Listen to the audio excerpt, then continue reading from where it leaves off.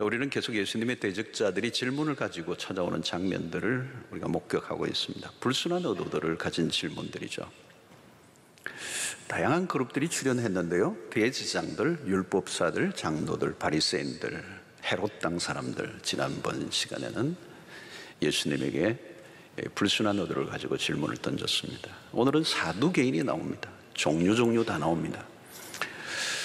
이 사두개인들, 사두개파에 속한 사두개인들, 이들은 바리새인들과 좀 이렇게 정반대로 불려집니다. 이 바리새인들은 좀 더 율법을 지키기 위해서 이렇게 좀 형식적이지만 이제 종교적인 노력을 했던 사람이라면, 이 바리새인들은 사두개인들은 굉장히 세속적인 사람들이었습니다. 이들은 상류 사회에 속한 귀족 그룹들이죠. 엘리트 의식을 가지고 있고 친로마적인, 소위 말하면 제국주의자들이다. 그리고 실제 유대 사회의 정치와 종교의 영역에서 가장 강력한 영향력을 끼쳤던 사람들은 이 사두개파, 사두개인들이었습니다. 이들은 모세 오경을 그들의 신앙의 기초로 삼았습니다. 모세 오경 외에는 그들은 인정하지 않았습니다. 이들은 사후의 세계를 받아들이지 않았고요, 천사 그리고 영적인 존재들을 부정했습니다. 그리고 초자연적인 기적을 받아들이지 않았고요, 마지막 날 심판 이런 것도 믿지 않았습니다. 무엇보다도 이 사두개인 하면 우리가 잊지 말아야 될 대목은 그들이 부활을 믿지 않았다는 것. 자, 오늘 본문을 보면 그런데 이들이 사후에 일어날 일에 대한 질문을 던졌습니다. 자기들은 믿지 않으면서, 사후의 세계를 믿지 않으면서 사후에 대한 질문을 던진 것은 의도가 있는 것이죠.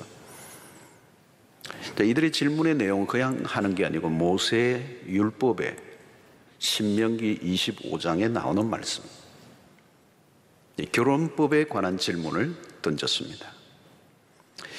자, 형이 자식이 없이 아내를 두고 죽으면 그 동생이 그 아내, 형수겠죠, 아내를 취하여 형을 위한 상속자를 세우는 제도예요.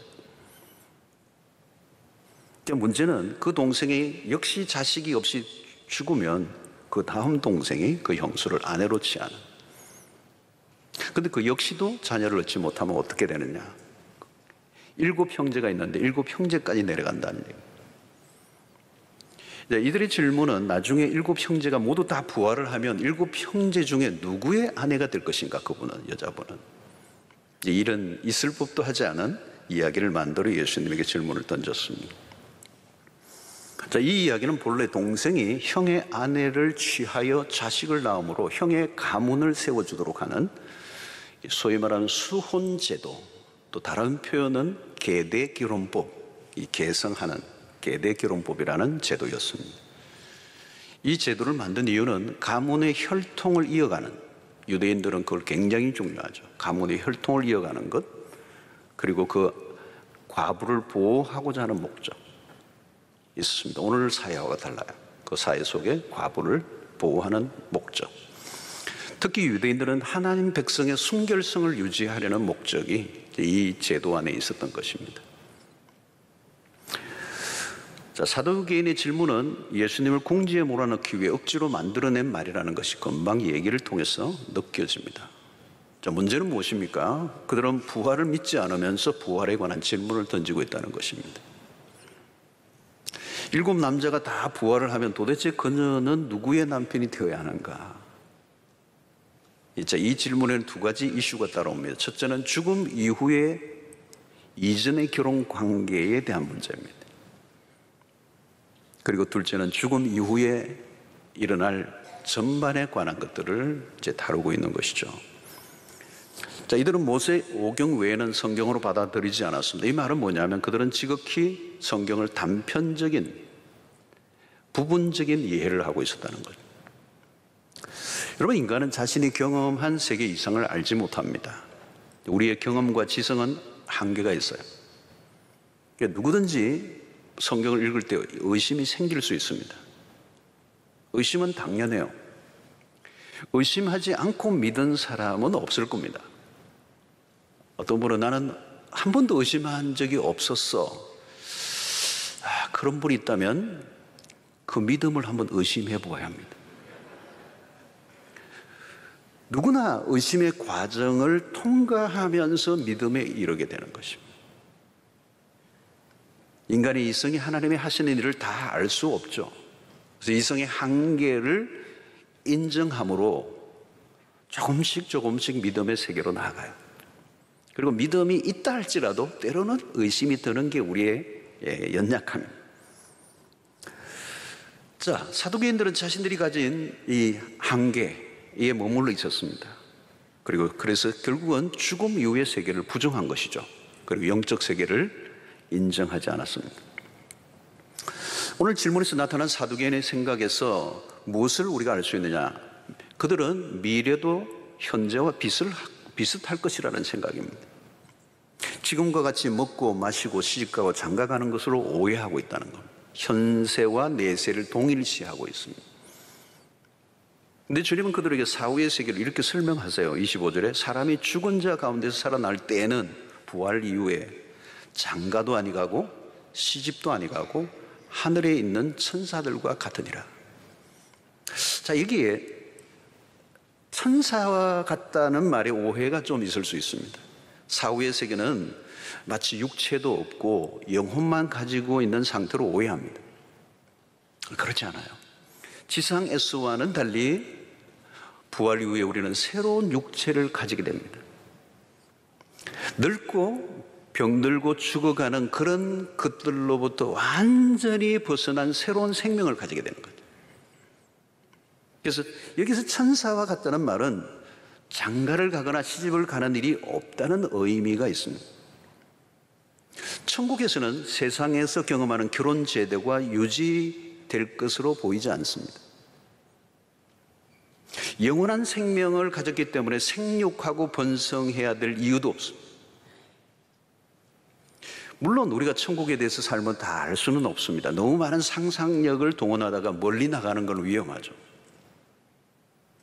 성경이 언급한 정도에서 우리는 거쳐야 합니다. 분명한 것은 이 땅에서의 상태와는 전혀 다른 상태로 변할 것입니다. 장가도 아니 가고 시집도 안 간다는 말은 그곳에는 사랑이 없다는 말로도 오해해서는 안 됩니다. 거기에는 질투도 없고 경쟁하지도 않고 한 남녀를 두고 경쟁하거나 독점하는 것도 없다는 의미로 받아들이는 게 더 좋을 것입니다. 지상에서의 결혼은 사랑도 있지만 그 안에는 뭐가 있어요, 여러분? 굉장히 치열하죠. 상처도 있고 고통도 동반합니다. 자, 이렇게 얘기하니까 또 천국은 우리가 생각하는 것보다 좀 재미가 없는 것처럼 오해될 수도 있습니다. 그럼 뭐하노? 천국이 좋긴 좋지만 글쎄 그렇다면 이런 거 있잖아요, 여러분. 마치 기름기를 쫙 뺀 고기는 몸에는 좋은데 맛은 없는 것처럼 천국도 좋은 곳이긴 하지만 그렇게 재미있는 곳은 아닌 것 같다고 상상할 수가 있어요. 결혼이 없으면 연애도 없을 것이고 연애도 없으면 가슴 뛰는 일도 없을 거고 짜릿함도 없을 거고 설레임도 없을 거고 어떤 사람은 결혼하는 일이 없는 곳이라면 천국 가고 싶지 않다. 이런 사랑을 하다 보면 미움도 생기고 때로는 가슴 아리도 하기도 하고 그게 사는 맛 아닌가? 그러나 여러분, 천국은 우리가 생각하는 것과 달라요. 분명한 것은 이거예요. 천국은 우리가 이 땅에서 살 때에 우리가 가지고 있던 것을 잃어버리는 것보다 얻는 것이 훨씬 더 많은 것이. 지상에서 불행한 경험들은 다 사라지고 가장 좋았던 것들보다 훨씬 더 좋은 것들로 가득한 곳이 천국인 줄로 믿습니다. 주님은 지금 우리에게 천국의 기들을 삭감시키실 의도로 말씀하신 게 아니에요. 그런 어떤 여기에서 근거를 찾아내기 어렵습니다. 중요한 것은 뭐예요? 부활의 세계예요. 우리의 부활은 영혼만의 부활이 아닙니다. 그리스도가 재림하시는 때에 우리의 육체와 영혼이 함께 부활한다는 것. 그게 우리의 성경의 교리입니다. 그 부활은 영광스러운 모습으로의 변화예요. 천국은 이전의 모든 연약함이나 한계가 다 사라진 상태. 특히 천국은 거대한 죽음의 권세가 더 이상 영향을 끼치지 못하는 곳이다. 여러분, 지상에서 겪는 가장 큰 고통 중에 하나는 무엇입니까?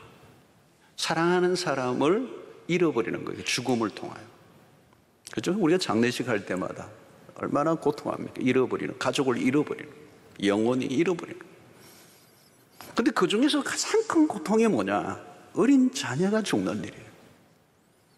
저도 목회하면서 몇 번 그런 장례를 경험한 적이 있습니다. 도무지 견뎌낼 수가 없어. 그런 경험을 한 분들은, 당사자들은 살아가는 내내 악몽을 꾸는 거예요. 천국에는 그런 일이 없어요. 여러분, 예수님 시대의 사두개인만의 문제가 아닙니다. 오늘날도 비슷한데 왜 이 사람들이 이런 질문을 던지냐? 성경을 잘 모르기 때문에. 성경에 대한 무지. 여러분, 여기 오해한다, 너희들이 크게 오해하였도다 할 때 이 오해라는 말의 원문의 뜻은 뭐냐면 길을 잃게 하다, 그런 뜻입니다. 길을 잃게 하다. 다른 말로는 미혹하다는 뜻이 있어요. 결국 성경에 대해서 무지하면 길을 잃어버리고 헤매게 된다는 거예요. 미혹을 받고 방황하게 된다는 것입니다. 성경 안에는 하나님의 능력으로 가득 차 있습니다. 창세기 하나님은 누구이십니까? 우주 만물을 말씀으로 창조하신 분이십니다. 에녹은 죽음을 보지 않고 하늘로 들림을 받은 일이 일어나요. 출애굽기는 뭐요? 이스라엘의 구원의 사건인데 홍해를 건너 가나안으로 가는 모든 여정의 기적이 한둘이 아닙니다. 만나를 내리시고 반석을 물이 나게 하시는 이 모든 건 기적이에요. 기적을 빼버리면 성경책은 아무것도 아닙니다. 성경 안에는 초자연적인 사건들로 가득 차 있는 거예요. 근데 이성적이고 과학적인 사람은 기적을 믿지 않으려고 그래요. 그들이 보기에 성경은 회개망측한 책이에요. 거짓말이고 허구투성이라는 거. 홍해가 어떻게 갈라지나? 아마 썰물의 착시 현장이었을 것이다. 네, 그렇게 주장하는 학자들이 있어요, 여러분. 신학자들 가운데 하나님의 능력을 믿지 않는 사람들이 의외로 많습니다. 왜 그럴까요, 여러분? 성경을 학문적으로만 접근하는 거예요. 그러면 이상한 곳으로 빠지는 겁니다. 학문이 없는 건 아니에요. 학문적인 노력을 하지 않는 건 아니에요. 학문적인 노력을 해야 돼요. 근데 믿음으로 학문을 다뤄야죠. 믿음은 없고 학문으로만 성경을 연구하다 보니까 이게 뭐가 나오냐면 고등비평이라는 게 나와요. 여러분 들어보셨던 분은 들으셨을 거예요. 성경을 난도질하는 거예요. 그리고 그렇게 해석을 하면 굉장히 지성적인 사람으로 보이고 멋있어 보이는 것입니다. 자유주의 신학계에서 기적을 이야기하면 성경에 대한 기적에 대한 이런 설교를 하고 이런 얘기를 하면요, 약간 지적인 수준이 떨어지는 목사구나, 뭐 이렇게 치부를 하는 것입니다. 넌 아직도 그걸 믿냐? 여러분, 성경을 안 믿는 신학자들이 많다고요. 그리고 성경을 믿지 않는 신학자 밑에서 배운 목사들이 많다. 기적을 신화로 치부해버립니다. 성경을 편집서를 얘기하면서 원장 다 잘라버려. 이거는 사람의 말, 이거는 하나님의 말 자르니까 계속 성경을 제외시키더니 나중에는 어떤 분 우스개 그래요. 표지만 남더라는 거예요.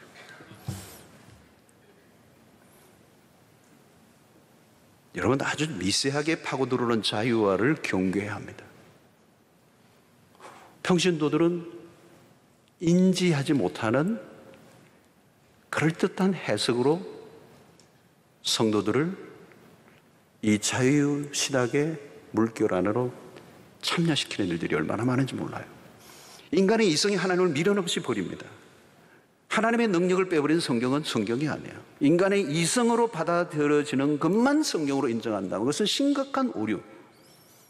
성경은 정황무오한 하나님의 감동으로 영감된 하나님의 말씀임을 우리는 믿어야 될 것입니다. 자, 모세의 법을 가지고 온 그들에게 주님은 이렇게 반문하세요. 너희들이 모세를 아느냐? 모세 오경 안에 부활에 관한 메시지가 들어있어요. 26절에 보니까 죽은 자가 살아났다는 것을 말할진대 너희가 모세의 책 중 가시달 나무 뜰기에 관한 글에 하나님께서 모세에게 이르시되 나는 아브라함의 하나님이요 이삭의 하나님이요 야곱의 하나님이라 하신 말씀을 읽어보지 못하였느냐. 너희들이 모세의 글을 읽기는 읽어보고 하는 말이냐. 성경을 알기는 아는데 애매하게 알고 있는 것입니다. 어설프게 알고 있는 게 문제예요. 대개는 사람들이 성경을 깊이 알지 못해요. 여러분 가장 무서운 게 뭐냐면 알긴 아는데 정확하게 알지를 않아. 이게 뭐예요? 피상적으로 읽는 것입니다. 여러분 필사도 하고요, 통독도 하고요, 성경 공부도 하시고 지금 뭐 많은 바이블 온 캠페인도 하는데 다 좋아요. 중요한 건 뭐냐? 성경을 정확하게 이해하는 거예요. 성경을 제대로 공부를 해봐야 돼요. 난 한 번도 성경 공부를 제대로 통합적으로 해본 적이 없다. 위험한 거예요. 그럼 누가 어떻게 미혹할지 아무도 몰라요. 여러분 신학을 한 사람들도 어떤 거는 구별하기가 정신 안 차리면 넘어가기 쉬운 일들이 얼마나 많은지 몰라요. 저도 매주 설교를 할 때마다 많은 이 책들이 있지만 그 책들도 선별해서 보아야 돼요. 책이라고 다 보는 게 아니에요. 참고하면서 이게 우리의 정말 개혁주의 신학에 어긋나지 않은 바른 해석인가 아닌가를 다 분별하는 눈을 가지고 계속 이 본문을 살펴봐야 돼요. 여러분 성경을 이해할 때 중요한 게 뭐냐면 진리의 연속성입니다. 모세의 오경이 강조하는 게 따로 있고 이들이 말하는 것처럼 선지서가 따로 있는 게 아니에요. 신약이 주장하는 것과 구약이 주장하는 것이 충돌하지 않습니다. 서로 연결되어 있습니다. 모순이 일어나지 않고 대립적이지 않습니다. 성경은 우리가 잘 아는 것처럼 1600여 년간 걸쳐서 역사 속에 기록된 책입니다. 1년 2년에 만들어진 게 아니고 1600여 년 동안의 역사 속에 걸쳐서 이 성경이 기록되어 온 것이 구약에서부터 신약까지. 그리고 저자는 여러분 우리가 아는 것 40여 명의 저자예요. 기록된 시기가 다르고 저자도 다른데 어떻게 서로 충돌되지 않고 모순이 없이 일관성을 가지고 진리를 드러내고 있는가? 어메이징이에요. 어메이징. 역사 속에 이런 책은 없어요. 단 한 권도 없어요. 1600년의 역사 속에 40여 명의 저자들이 기록했는데도 불구하고 서로 어떤 책이든 서로 충돌되거나 모순되지 않고 일관성을 가지고 정확한 계시를 드러내는. 왜 그렇죠 여러분? 원저자는 한 분이시기 때문에, 하나님이시기 때문에. 지금 주님 왜 모세의 얘기를 가지고 오는 것입니까? 사두개인들이 귀중하게 여기는 말씀이기 때문에 이 말씀의 부활을 말씀하고 있다는 거예요. 너희들이 모세의 오경을 얘기하면서 부활을 믿지 못한다는 것은 말이 아니다. 이 모세의 오경 안에 부활이 있다. 자, 여기에 오늘 말씀이 뭐예요? 나는 아브라함의 하나님이요 이삭의 하나님이요 야곱의 하나님이로다 하는 말씀을 읽어보지 못하였느냐.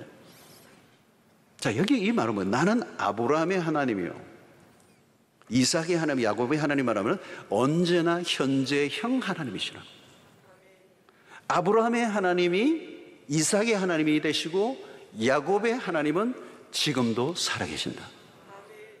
부활을 증거하는 말씀입니다. 살아계시는 하나님과 함께 교제하는 자는 죽은 자가 아니에요. 그들의 육체는 지금 썩었다 해도 그들의 영혼은 살아있고 그 육체도 주님이 재림하시는 날 그 부활의 몸으로 다시 살아날 것이다. 그러니까 여러분 낡은 추억 속에 박제된 하나님이 아니라는 거예요. 하나님은 죽은 자의 하나님이 아니시다. 하나님은 역사의 한때의 팔레스타인의 부족 신으로 존재하다가 사라져버린 신이 아니라는 거예요. 산자의 하나님이란 말은 지금도 영원히 계속적으로 하나님의 백성들과 교제하시는, 펠로우십을 하시는 분이시다. 영원한 교제를 우리와 나누시는 하나님이시다. 그래서 아브라함의 하나님, 이삭의 하나님, 야곱의 하나님, 이 말은 인격적인 하나님이시다. 인격적인 하나님이시라는 말은 우리와 관계를 맺으시는 하나님이라는 거예요. 여러분 이것이 기독교 신학의 핵심입니다. 아브라함의 하나님, 이삭의 하나님, 야곱의 하나님, 나의 하나님, 이 말은 굉장히 중요한 신앙의 핵심이에요. 이 부분을 놓치면 심각해집니다, 여러분. 그냥 기독교가 종교로만 존재하느냐 아니냐를 결정하는 문제예요. 아브라함과 살아있는 교제를 나누신 하나님은 이삭과 야곱과도 동일하게 교제하시는 분이시고, 그분은 지금도 여전히 살아 계셔서 우리와 함께 하시고 우리와 인격적인 펠로십을 맺고 계시는 하나님이시다. 꽤 오랫동안 살아 계셨던 분인데 지금은 소천하신 하나님이 아니에요. 한때는 왕성하게 활동하셨으나 지금은 은퇴하신 하나님이 아니에요. 그분은 living God이에요. 살아 계시는 하나님. 그래서 이삭은 어릴 때 아버지 아브라함으로부터 하나님에 대한 얘기를 처음에는 동화처럼 들었을 거예요. 그러나 그는 자라면서 어느 순간 그 아버지의 하나님이 자신의 하나님이 돼요. 아버지가 만났던 그 하나님을 그도 만나는 거죠. 아버지가 교제로 나누었던 그 하나님과 나도 동일하게 만나는 놀라운 역사가 일어나는 것입니다. 그래서 어릴 때는 아버지 곁에서 하나님을 만났어요. 그러나 이제는 하나님과 직접 대면을 하는 것입니다. 야곱도 마찬가지. 아버지 이삭의 하나님을 자신의 하나님으로 고백합니다. 하나님에 대해서 들었던 하나님이 그 듣기만 했던 그 하나님 자신의 현실 속에 나타나셔서 말을 걸어오시는 것. 우리는 지금도 그 살아계신 하나님과 교제를 나누고 있는 것입니다. 지금 우리가 드리는 예배는 죽은 자에 대한 제사의 개념이 아닙니다. 추념하는, 추억하는, 그 옛날에 신화처럼 존재했던 그 팔레스타인의 그 신의 개념을 우리가 가져서 그 개념을 이해하고 그 개념을 해석하는 게 아니에요. 그분은 살아 계셔서 우리 가운데 지금도 임재하시고 교통하시는 하나님이시라는 거예요. 그 하나님을 오늘 또 예배 속에 우리가 만나고 있는 거예요. 만나고 있는 거예요. 그러니까 여러분, 영생이란 죽은 다음에 일어나는 일이 아닙니다. 영생의 삶은 예수를 믿는 순간 이미 우리에게 시작이 되었어요. 왜? 영원하신 하나님이 우리 안에 살아계시기 때문에. 하나님은 영원하신 분입니다. 그분이 지금 우리와 함께 하십니다. 그래서 여호와라는 말 제가 철회 때도 이번 주에 했는데, 그 언약을 맺으신 하나님, 그 언약은 깨어지지 않는 거예요. 나와 너와의 관계가 깨어지지 않아요. 살아계신 분이기 때문에. 이런 상속을 약속하신 분이 죽은 후에 자녀들 간에 싸움이 벌어지죠. 돌아가신 아버지가 다시 살아나서 뭐 정리해 주실 수도 없고 말이죠. 죽고 난 다음에는 서로가 자기 편에 유리하도록 해석을 합니다. 그 언약을, 약속을 한 분이 사라져버리면 무효가 되는 경우가 많아요. 근데 하나님은 아니에요. 그리스도로 인하여 맺어진 하나님의 언약은 영원하다는 거예요. 깨어지지 않는다는 거예요. 왜 주님은 사두개인들에게 하나님은 죽은 자의 하나님이 아니요 산자의 하나님이라고 하셨을까요? 부활을 믿지 않는 그들에게 부활이 있음을, 그분은 영원히 살아 계시는 아브라함의 하나님이요, 이삭의 하나님이요, 야곱의 하나님이요, 나의 하나님이시고 살아있는 자들의 하나님이라는 말이에요. 죽지 않는다. 그분이 죽지 않으시기 때문에, 그분이 영원한 분이기 때문에 그분을 믿는 우리도 부활에 참여한다는 거죠. 그러니까 여러분, 예수 그리스도는 지금 매우 논리정연하게 사도교인들에게 성경을 가지고 부활을 입증하고 있습니다. 바울은 부활장에서 부활에 대해서 이 단호하죠. 고린도서 15장 12절을 그리스도께서 죽은 자 가운데서 다시 살아나셨다 전파되었거늘 너희 중에서 어떤 사람들은 어찌하여 죽은 자 가운데서 부활이 없다 하느냐. 15장 13절 만일 죽은 자의 부활이 없으면 그리스도도 다시 살아나지 못하셨으리라. 그리스도는 죽은 자들의, 모든 죽은 자들의 그 부활을 일으키시기 위해서 부활의 첫 열매가 되신, 그 부활은 실제한다, 이론이 아니다, 가상적인 이야기가 아니다 라고 하는 것입니다. 여러분, 육체적인 죽음이 끝이 아닙니다. 성경은 사후의 세계를 이야기합니다. 사후의 세계. 생명은 영원히 지속된다는 거. 육체적인 죽음으로 한 끝이 난다면 인생은 참으로 허무한 것입니다. 죄의 지배를 받다가 그냥 이렇게 저렇게 살다가 치이고 상하고 그렇게 죽는 그 삶이야말로 얼마나 절망적인 것입니다. 그래서 바울의 표현은 우리에게 깊이 다가오죠. 고린도전서 15장 19절에 보니까 만일 그리스도 안에서 우리가 바라는 것이 다만 이 세상의 삶뿐이면 모든 사람 가운데 우리가 더욱 불쌍한 자이다. 세상의 사람들도 불쌍한데 부활이 없다면 우리는 더 불쌍한 사람이에요. 외전서 4장 13절 14절에 성자들아 자는 자들에 관하여 너희가 알지 못함을 우리가 원하지 아니하노니 이는 소망 없는 다른 이들과 같이 슬퍼하지 않게 하려 함이라. 우리가 예수께서 죽으셨다가 다시 살아나심을 믿을진대 이와 같이 예수 안에서 자는 자들도 하나님이 그와 함께 데리고 오시리라. 사랑하는 성도 여러분, 하나님의 능력을 믿으시길 바랍니다. 성경을 모르고 하나님의 능력을 믿지 못하면 신앙은 허구입니다. 하나님의 능력 중에 최고의 능력은 부활의 능력입니다. 부활은 인류 최대의 사건입니다. 그리스도의 죽으심과 부활로 인하여 우리에게 주어진 최고의 사건이 복음이에요. 여러분, 인류에게 죄로 인하여 찾아온 저주가 뭡니까? 모든 피조물에 이르기까지 로마서 8장에 의하면 썩어짐의 종로로 하는 상태에 빠진 겁니다. 썩어짐의 종로로, 다른 말로 말하면 모든 게 썩는다는 겁니다. 인간이 죄로 인하여, 인간의 죄 때문에 오늘 인류 피조물들까지 신음하고 탄식한다. 여러분, 코로나 팬데믹으로 온 인류가 신음하고 있는 것도 결국은 허무함에 굴복하고 썩어짐의 종로로 타고 있기 때문입니다. 죽음 아래 놓인 인간은 절망적이에요. 여러분, 서구의 속담인데요, 인생에 가장 확실한 것 두 가지가 있는데 하나는 죽음이고 다른 하나는 세금이다. 근데 세금은 적당히 속일 수 있을지는 몰라도 죽음은 누구도 피할 수가 없어요. 한 번 죽는 것은 정하신 것이요 그 후에는 심판이 있으리라. 코로나 바이러스에 의한 치사율을 지금 이야기합니다. 그러나 온 인류는 100% 치사율에 걸려 있습니다. 이미. 죽음은 추상적인 게 아닙니다. 냉장고에 플러그를 뽑으면 그 순간 음식물은 썩기 시작합니다. 인간에게 죽음이 그런 거예요. 플러그를 뽑듯이. 아무리 세상적으로 잘 나가면 못합니까? 죽음의 저주 아래 썩음의 종로를 하는데, 이런 썩는다는 것은 저주의 결과입니다. 이 저주를, 인류에게 내려진 이 천연과 같은 이 저주를 걷어낼 수 있는 것은 이 세상에 존재하지 않아요. 오직 하나, 부활의 능력. 부활은 모든 것을 역전시킵니다. 부활은 인류 최대의 군이었습니다. 하나님의 능력은 부활의 능력으로 나타났습니다. 가장 첫 번째 부활 사건은 그리스도예요. 그리스도는 부활의 첫 열매가 되셨습니다.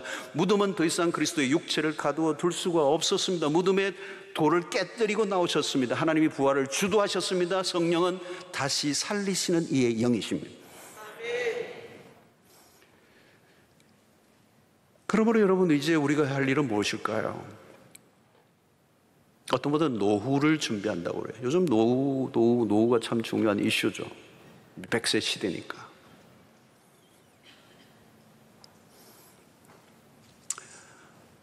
어떤 걸 준비해야 되죠? 어떤 분은 죽음을 준비한다고 그래요.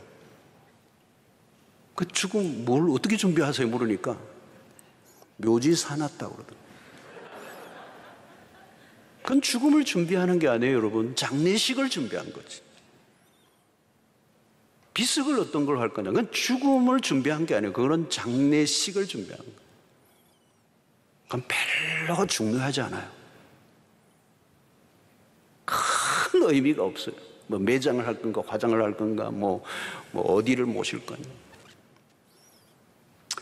여러분, 죽음은 준비하지 않아도 오죠. 우리가 준비하고 기다려야 할 것은 죽음 이후입니다. 부활입니다. 어떤 절망 속에서도 부활이 있다면 그 인생은 역전입니다. 세상에서 우리 역전 인생 그러잖아요. 뭐 그러다가 세상에서는 뭐 좋은 일, 안 좋은 일 계속 엎치락 뒤치락 해요. 근데 마지막이 중요해요. 비극적인 일들이 얼마나 이 땅에 많습니까, 여러분? 지금 코로나19로 인해서 우리가 당황하고 있잖아요. 과거의 역사 속에 유럽을 휩쓸었던 흑사병이나 스페인 독감과 같은 전염병으로 인해 수많은 사람들이 죽었습니다. 지금 그걸 훨씬 더 능가하죠. 그런데 여러분, 지금은 그 당시와 다른 점이 있어요. 지금은 인류의 과학 문명이 그 중세기나 역사의 1세기 초반기에 일어났던 전쟁이나 스페인 독감과는 그 시대와는 비교할 수 없는 최첨단의 과학을 자랑하는 시대예요. 문명의 꽃을 피우고 있습니다. 역사 속에 이렇게 문명이 꽃을 피우고 과학이 최첨단을 자랑하는. 그런데 코로나19 바이러스로 인류 전체가 거의 2년 가까이 혼란 속에 빠져 있습니다. 모든 게 멈추어 버렸습니다. 그 외에도 지구의 온난화 문제, 환경 공해로 인한 오염도가 얼마나 심각해져 있습니다. 중금속, 미세 플라스틱 등으로 오염된 이제 해산물도 마음껏 먹을 수 없을 정도로 각가지의 질병들이 증가하고 있습니다. 이제는 서너 사람 중에 한 명은 암입니다. 여전히 암은 인류에게 치명적입니다. 우리 교인들 가운데도 암에 걸리는 분들이 많습니다. 가족 중에 한 명만 암에 걸려도 온 가족이 그냥 올스탑. 세상을 뒤덮고 있는 것은 썩어짐과 사망의 권세입니다. 당연히 미래를 불안한 시선으로 바라볼 수밖에 없습니다. 소망은 어디에 있는가? 정직하게 바라봐야 돼. 과연 소망이 있는가? 지금의 세상을 역전시킬 굿뉴스가 있을까? 사랑하는 성도 여러분, 중요한 것은 소망이에요. 그런데 기독교의 존재의 이유, 존재의 목적은 소망이 있어요. 우리는 소망을 이야기하는 것입니다. 소망이 분명해지는 거예요. 그 소망이 뭘까요? 부활이에요. 우리는 부활을 믿습니다. 우리의 믿음의 가장 중요한 것은 부활입니다. 부활은 기독교 신앙의 중심부입니다. 핵심입니다. 부활은 인류에게 내려진 이 저주를 끊어내는 새 시대를 여는 분수령과 같습니다. 예수 그리스도가 죽으시고 부활하심으로 부활은 시작되었습니다. 다시 오시는 날 그 부활은 완성에 이르게 될 것입니다. 우리가 소망하는 것이 무엇입니까? 소망이 없다면 비극이에요. 부활은 기독교 신앙의 생명, 그 부활을 우리가 믿을 때 우리는 역전극이 펼쳐지고 우리의 소망은 이루어지게 될 것입니다. 사도신경을 가지고 우리가 예배를 드릴 때마다 고백하죠. 그 사도의 신경을 고백하는 마지막 부분을 여러분 힘주어 고백하시기를 바랍니다. 몸이 다시 사는 것과 영원히 사는 것을 믿사옵나이다. 아멘.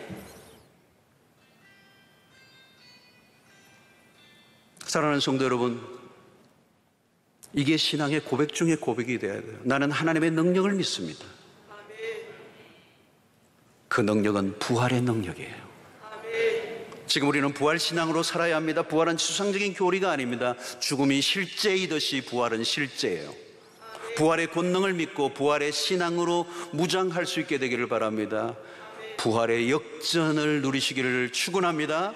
지상의 모든 어둠과 비극과 불행을 걷어내는 부활의 능력, 그 부활은 우리의 삶을 바꿔놓습니다. 차원이 다르죠. 전혀 다른 삶. 그래서 초대교회 믿음의 사람들은 이 부활의 신앙으로, 사도행전은 부활의 사람들로 죽음에 맞서 복음을 증거하며 하나님의 나라를 꿈꾸며 주어지는 수없는 고난 속에서도 두려워하지 않고 믿음으로 담대히 살아갔던 것이죠. 왜? 그들 안에 부활의 영이 역사하고 있었기 때문에. 고린도전서 15장 51절 53절 보라 내가 너에게 비밀을 말하노니 우리가 다 잠잘 것이 아니요 마지막 나팔에 순식간에 호련히 다 변화되리니 나팔 소리가 나며 죽은 자들이 썩지 아니할 것으로 다시 살아나고 우리도 변화되리라. 이 썩을 것이 반드시 썩지 아니할 것을 입겠고 이 죽을 것이 죽지 아니함을 입으리로다.